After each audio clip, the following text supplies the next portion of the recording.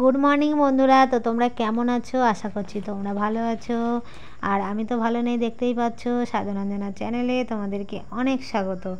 আর আমার শরীরটা এত খারাপ, কালকে সারা রাত্রি ঘুমাতে পারিনি, তো চোখ মুখ ফুলে গেছে, জ্বর হয়েছে, জ্বরের থেকে চোখ মুখ দেখো পুরোটা ফুলে গেছে, সারা রাত ঘুমাতে পারিনি। আর আজকে মনে হচ্ছে একটু রৌদ্র উঠবে কি না বুঝতে পারছি না। কয়েকদিন প্রচুর বৃষ্টি হচ্ছে, তো বিছানা কাঁথাগুলো নোংরা না ঠিক, তবুও বৃষ্টি হলে না কেমন যেন ভালো লাগে না।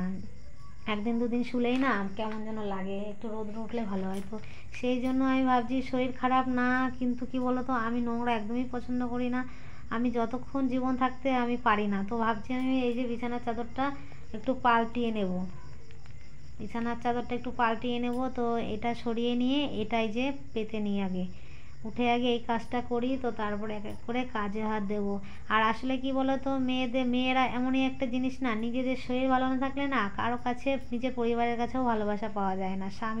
স্বামী বলো যে বলো, কারো কাছেই না। এদিকে দেখো বৃষ্টি শুরু হয়ে গেল, এদিকে চা করে নিয়ে আমি বললাম একটু চা খাই, তারপরে কাজে হাত দিই। ওইদিকে বৃষ্টি হচ্ছে, তো বৃষ্টিটা এখন একটু কমলো, তো ভাবলাম বাসনপত্রগুলো মেজে নিই। যেহেতু শরীর খারাপ, কালকে রাত্রে আমি কিছু কাজ করতে পারিনি। আর তোমাদের দাদা দেখো একটা কথা বলে না, ওই যে নিজের শরীর খারাপ দেখে স্বামীর কাছেও কোনো ভালোবাসা নেই। তো ও তোমাদের দাদা দেখো সব ফেলে রেখে আমাকে বলেও যায়নি, চলে গেছে, জানো তো। আমাকে বলে যেতে পারতো, না বলে যাওয়ার কি দরকার ছিল বলো, বলে না বলে চলে গেছে, তাও আবার। আর এদিকে আমি ভিজে ভাত খাচ্ছি, কেননা আমি রান্না করতে ইচ্ছা করছে না, আমার শরীরটা প্রচুর খারাপ লাগছে, কিন্তু ওই কাজগুলো না করলেই নয়। এদিকে আমি এই যে খেয়ে দে এখন একটু শুয়েছি। আর রাজবাবু, মাসি ভাত দিয়েছিল রাজবাবুকে, ও সেটা খেয়েছিল, আর আমি ভিজা ভাতই শুধু খেয়েছি, আজকে আর কিচ্ছু খাইনি সারাদিন। তো ভালো লাগছে না দেখে শুয়ে আছি। এদিকে এই যে রাজবাবু বলছে চা খাবা না, যেহেতু সন্ধ্যাবেলা আমি চা খাই, তো এই জন্য রাজবাবু আজকে আমাকে চা করে খাওয়াচ্ছে। আর এদিকে এই যে চা বসিয়ে দিয়েছে, ওই নিজে নিজে এই যে ম্যাগি করে খাচ্ছে। আমি বললাম আমার জন্য একটু বেশি করিস, আমি একটু খাবো, কেননা সারাদিন তো সেরকম কিছুই খাইনি, না খেয়েই দিনটা কেটে গেল, কি করব। তো সেই জন্য বললো যে 3 প্যাকেট করি, তুমি একটা খেও। এই যে সব কিছু নিয়ে দেখো, রাজ আজকে আমি পারছি না দেখে রাজের একটু কষ্ট হচ্ছে।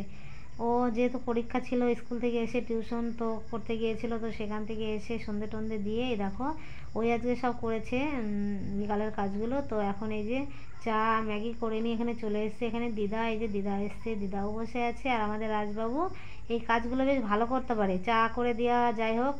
এই যে ওষুধ খেতে বসে গেছি, খাওয়া দাওয়া করে ওষুধগুলো খাই। রাজবাবুই ওষুধ এনে দিয়েছে, দুবারের মতো ওষুধ এনে দিয়েছে, বেশি ওষুধ আর খাবো না, খেতেও ইচ্ছা করে না।